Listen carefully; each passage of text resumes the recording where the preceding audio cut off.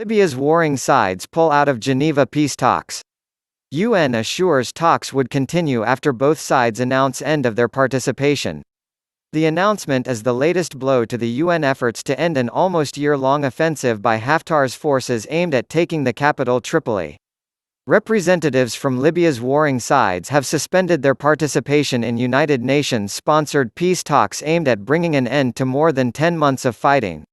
The move came despite assurances by a spokesperson for the world governing body that negotiations would still go ahead.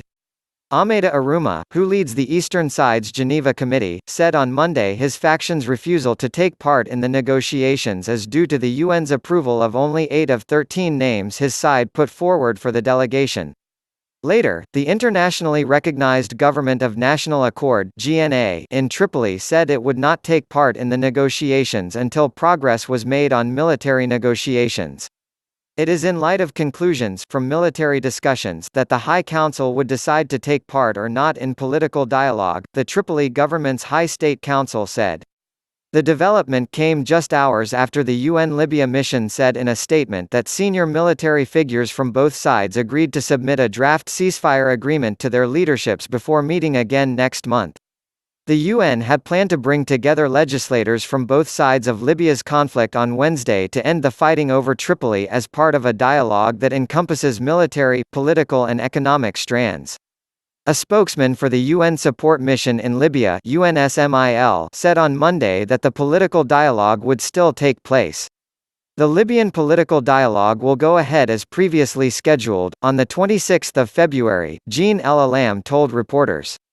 Many participants have already arrived in Geneva and we hope all invited participants follow suit, he said.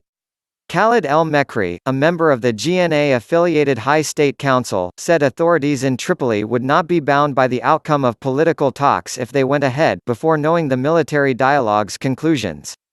Separately, GNA Prime Minister Fayez al-Sarraj slammed renegade military commander Khalifa Haftar, who heads the self-styled Libyan National Army, as a war criminal and demanded that he withdraw his forces threatening the capital.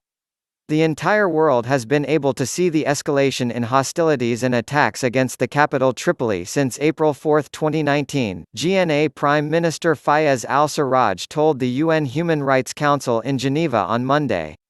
We have repeatedly asked that commissions of inquiry be established to investigate the violations, the forced displacements, the arbitrary detentions, the extrajudicial killings, al-Sarraj said.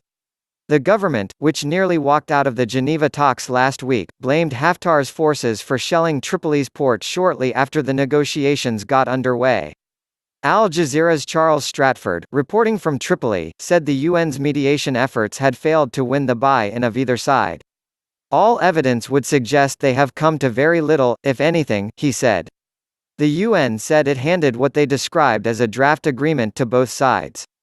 The UN-recognized government said it wasn't happy at all, regretting there was nothing concrete enough for them to want to participate on Wednesday for talks scheduled in the political track. An hour or so later, Haftar's side in Benghazi said they were not going to participate in those talks. Several rounds of talks focused on economic issues, including fairer distribution of Libya's oil wealth, have also taken place in Egypt and Tunisia.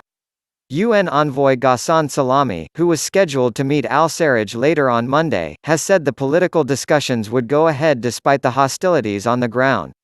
But Libya's Foreign Minister Mohamed Salah said the GNA had yet to receive an invitation to attend and that it remains to be seen whether the talks would go ahead.